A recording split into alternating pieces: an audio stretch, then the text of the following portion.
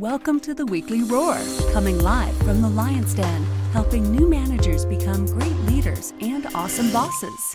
And now, here's your host, Greg Storch. Hey there, everybody. Welcome to the Weekly Roar. Thanks for coming back to join me today in the Lion's Den for this week's watch party.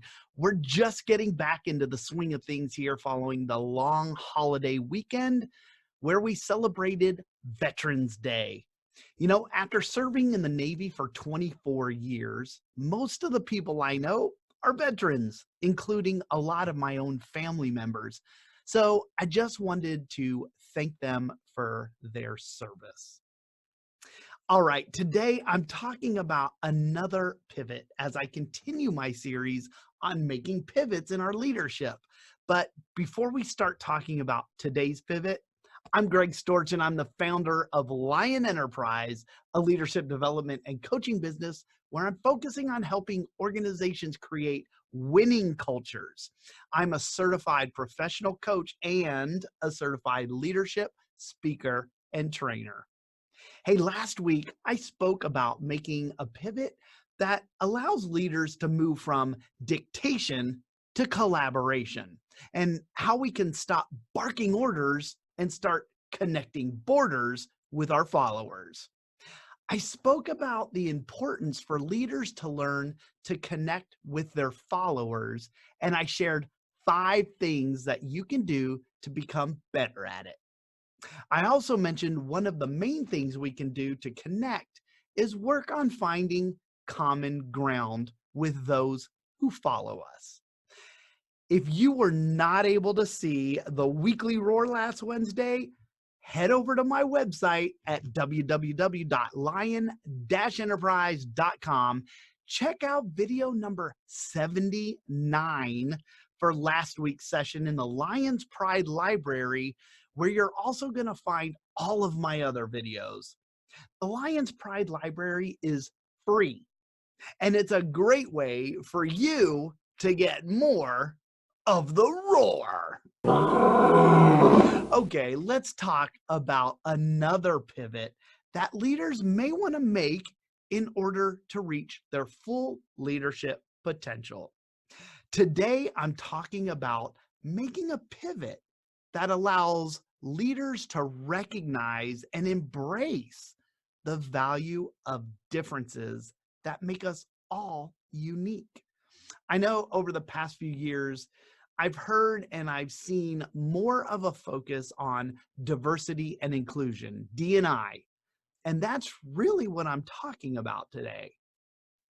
Now, I know a lot of you who are members of the Lion's Den are already leaders who value other people, but listen in anyway, because I just want to reiterate the benefits of embracing the differences, embracing diversity on your teams.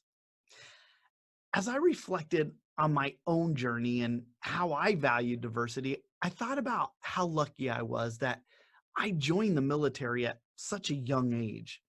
I'll tell you a little bit more about why in a second, but I was born and raised in Daytona Beach, Florida, and from a diversity perspective, it wasn't very. I lived beachside in Daytona versus the mainland. Now, Daytona Beach, if you don't know, is actually a peninsula. It's surrounded by water, and a large majority of the people who live on the peninsula, or at least while I was growing up, were white. I remember when I was growing up, at one point in time, African Americans weren't welcomed on the beachside. Can you imagine that? They were given very hard times if they were ever to go to the beach. Just 20 years ago, a third of the population of Daytona was Black, but less than 1% lived beachside on the peninsula. You know, to make things even more the same, I didn't attend public school. I went to Catholic schools from 1st through 12th grade. My graduating class from high school only had 95 students in it. Needless to say, My schools weren't a place to be exposed to much diversity either. But then I joined the Navy. And after spending 17 years in Daytona Beach, I found myself being sent to San Diego for boot camp. I would spend almost 15 years of my career in the San Diego area. That, of course, was the first time that I was exposed to different cultures, religions, beliefs, and different ways of doing things. And I would spend the next 24 years immersed in a huge melting pot of diversity. I'm happy to say that I connected with so many different people. They were so different from me, but they all helped reshape my attitude, and they challenged my way of thinking about the value and the power of influence that differences can actually bring to the table. Being exposed to so many others who were different from me, and when I say different, I don't just mean the color of their skin or their sex, age, whatever. They could have been white like me, but maybe they came from a different area of the country. See, I never left Daytona Beach until I joined the Navy after high school. So meeting another white male from, say, Texas was enough for me to know that there were differences between us. And that's what I'm really trying to focus on here today is all of the things that make us different from each other. It can include everything. It does include everything. But meeting people from all walks of life has helped me to challenge my assumptions and change my thinking. I learned better ways to do things. And overall, it just made me a better person. But not everyone experiences what I did. There's a lot of people who grow up and never leave the place they were born. They don't travel to other countries, and so they don't get to see how being different can make a difference. Coming from a background in human resources and then working in the private sector in IT, I've witnessed a lot of managers and leaders who think that they needed to hire more people who were similar to themselves. What a mistake. I'm not sure why they wanted to do that really. I'm not sure if it's because they believe they know what they get if they have a team of people that are just like themselves, or maybe it's because they're afraid of the unknown, differences in other people.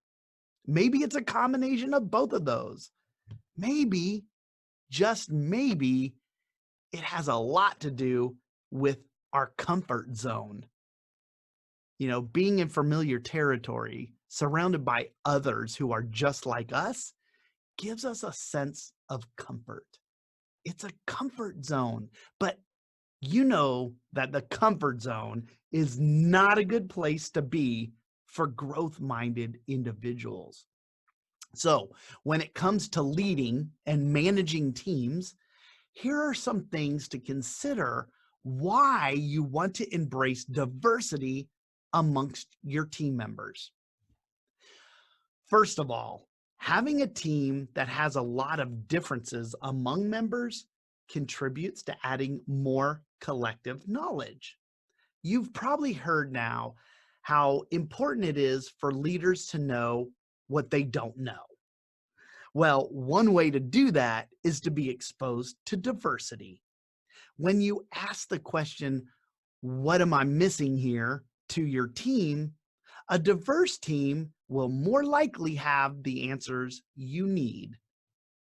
A team that's not diverse is going to have the answers they think you want to hear. Think about it. If there's a problem that a team is trying to solve, and that team is made up of people who are very similar in experience, then you aren't going to get many options for solutions. because they're all mostly going to come up with the same approach. Whereas if the team is diverse in their experience, their upbringing, everything, then you get many different perspectives and you have options for solutions. It helps leaders to consider alternatives and it helps them think outside the box. Another benefit of having a diverse team is that you also get many different perspectives, right? The last thing a leader wants is for people to tell them what they think they want to hear. Our jobs as leaders is to encourage free think and pull out the different perspectives. It widens our view. And when we encourage others to share their views and opinions, we show that we're valuing them and what they have to say. Another benefit to team diversity for us as leaders is that it also brings more experience to the table. When you have a team who is bringing all of their different experiences, you're increasing the chances of achieving what it is you're trying to accomplish. Good leaders can see that diversity is one of the best ways to build a world-class team. Bringing others on board who complement your weaknesses, who bring other views and opinions to the team, they should be valued, not feared. One of the best historical examples of what I'm talking about comes from the presidency of Abraham Lincoln. You may already know about this, but Lincoln was well known for creating teams or his own cabinet that was filled with people who weren't really big fans of his. They were much different than what we see today, right? The members of Lincoln's cabinet were fierce rivals of his, but he had to put that aside because they were also some of the greatest war strategists and thinkers. And Lincoln knew that. He knew he needed those different perspectives to give him and the Union the best chance at victory during the Civil War. You know, there's a lot of leaders who get this, but there are just as many out there who don't see the value in it. Diversity makes them uncomfortable, and they don't want to feel uncomfortable. There it is again, that comfort zone. Man, that's a bad place to be. So why is that? Why do we have leaders that just can't embrace it? Even today, where diversity and inclusion is being brought to the forefront in organizations, why are some leaders still unable to deal with the discomfort of diversity? Well, as you can imagine, what do you think could happen when you have a team of people with just as many differences of opinions? That's right. There is certainly the opportunity for conflict to arise. And many leaders try to avoid conflict. They don't see the benefits of conflict. But there is such a thing as productive conflict. And that's when you have a group of people with different experiences who can share their differences in opinions to solve a common problem. I mean, all teams have conflict, especially diverse teams, right? It's like a marriage where you're bringing people together who have different personalities, different perspectives, and different expectations. But successful team dynamics don't come from compatibility. Successful team dynamics come from the ability to deal with incompatibility, right? Think about that.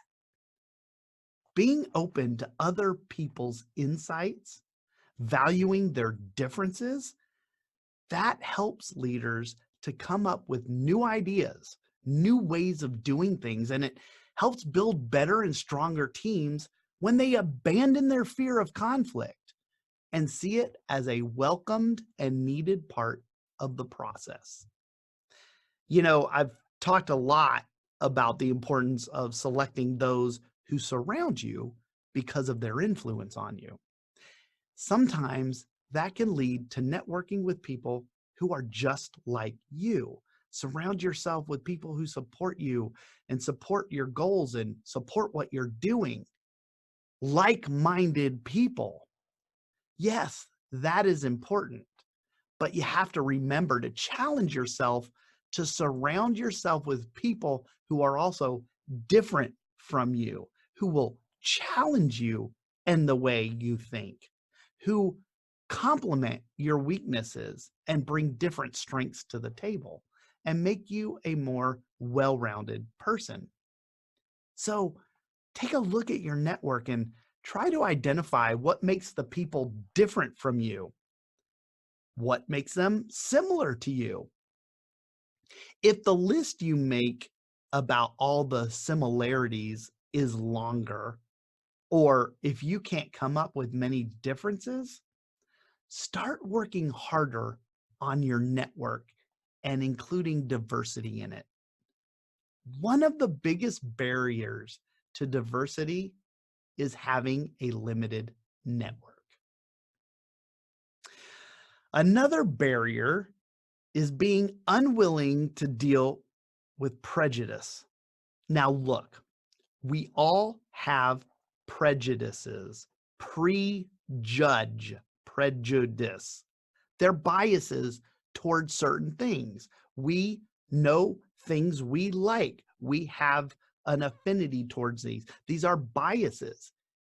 These things all come from what we've been exposed to in our lives, how we grew up, where we grew up, the messages we were given as a child, and how our subconscious was programmed.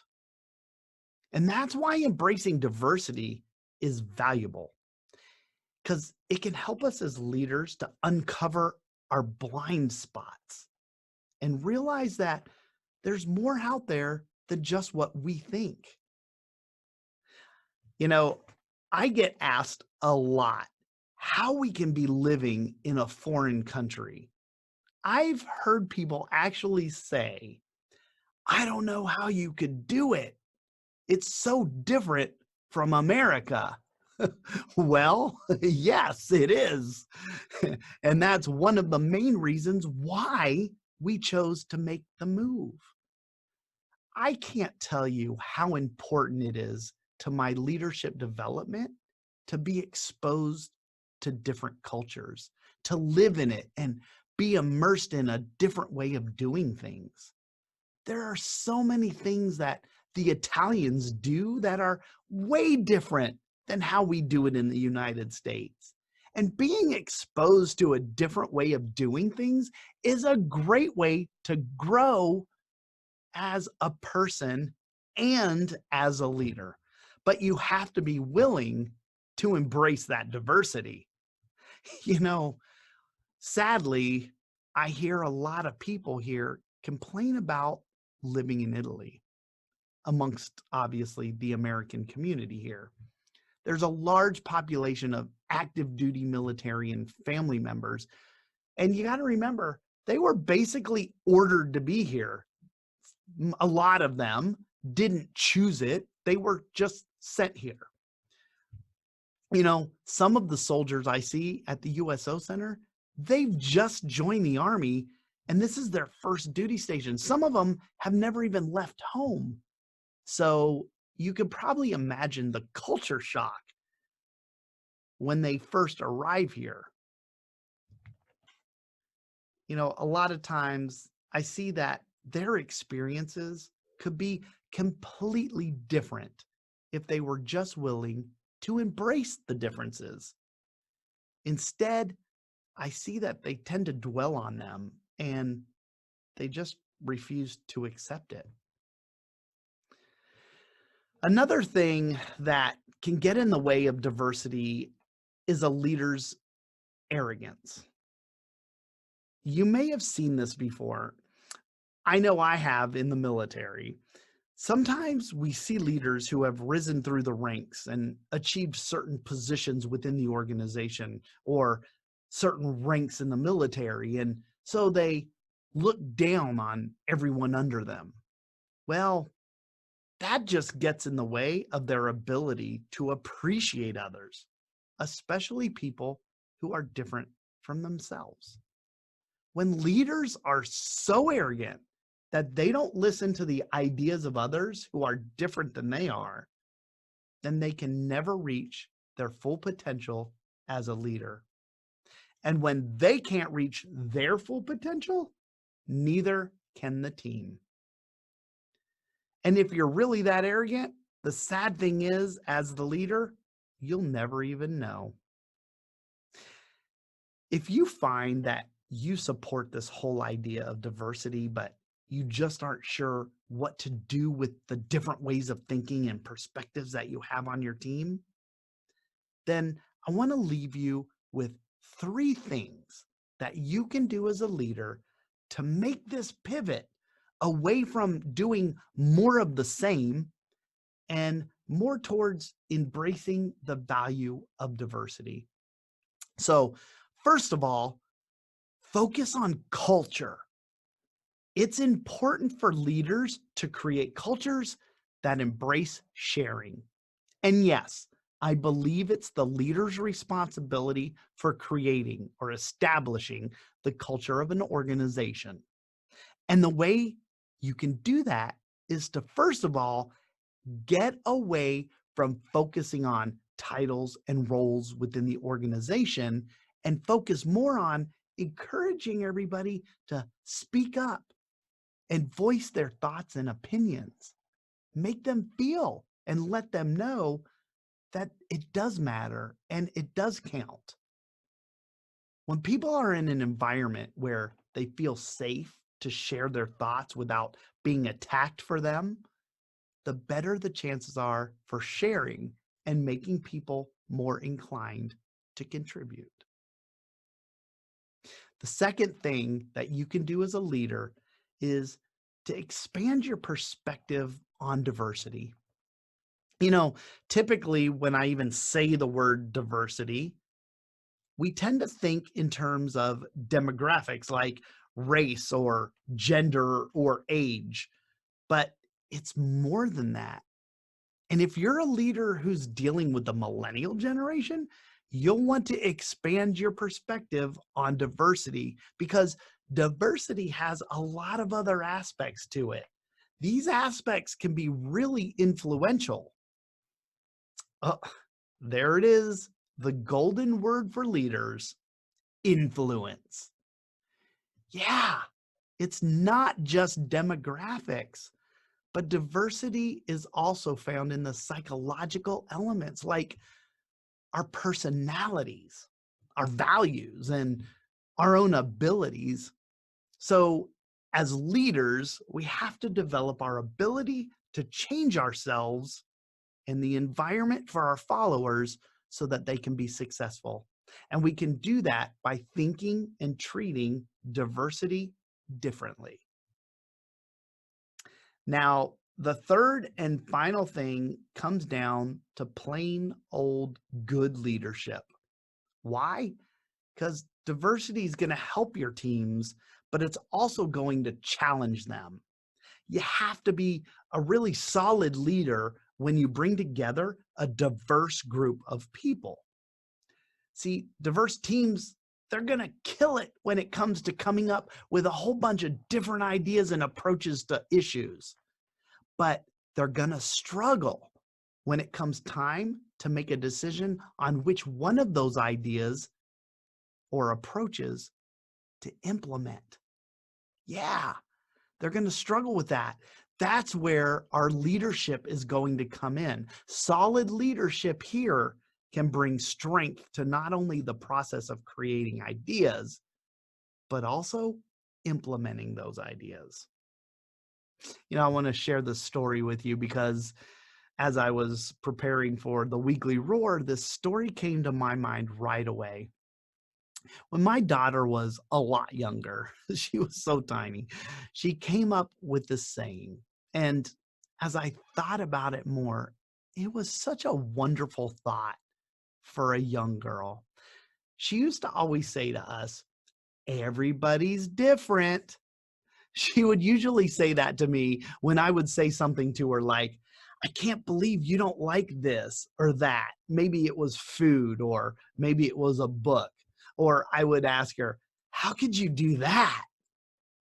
Even though her response was so simple, "Everybody's different," it really holds a huge message, doesn't it? It really got me thinking, yeah, that's right. Everyone is different, and that's okay. You don't have to like what I like. As a matter of fact, I would love to hear the differences. Also, my wife and I have traveled to a lot of countries, and we've met so many different people, and we've experienced a lot of different cultures. We've been to the Middle East, we've been in Asia, of course, all over Europe, and we've got to experience the different ways people do things, the way they live differently than what we're accustomed to. And that's probably one of the biggest things that we enjoy the most out of our travels, is getting to experience those differences all over the world. We embrace the things that make us different. But even though we're all different, at the end of the day, there are some things that remain the same for all of us. And that's that we all want to be valued, and we just want to be heard. So maybe you're asking yourself, what do I do with all of this? Well, you can take time to reflect and assess where you are as a leader. Think about the teams you're leading, the people you're networking with. Are the people you deal with a lot like you? Or are you getting exposed to diversity? Are you considering and being exposed to different thoughts and different ways of doing things? Are you set in your ways? Do you have a tolerance for accepting things that are different? If so, hopefully the suggestions I made today will help you embrace the things that make us all different. Okay, everybody, there is another pivot for you to consider from inevitable change, making pivots in your leadership. How to embrace and see the value in what makes us different. Thank you so much for tuning in for the weekly Roar. I appreciate your support. And remember, please help me to influence other leaders and help them grow by sharing out the link to the weekly Roar video that I'm going to post in the Lion's Den in its own post after the watch party ends. See, this watch party link, it doesn't stay active after the replay, so you don't want to share that one. Hey, I'm going to be back here next week in the Lion's Den speaking about another pivot we can make in our leadership. Next week, I want to talk about the importance for leaders to understand where our influence is coming from. We already know that leadership is influence, but next week, I'm going to discuss where that influence comes from. Where are you getting your authority to lead? All right, everybody. Until we meet again next week, remember, be powerful, but stay poised, just like a lion. Bye, everybody. Thanks for watching the Weekly Roar live event at lionenterprise.com. If you enjoyed this video, please tell others to join us each week here in the Lion's Den. Thanks again, and see you next week.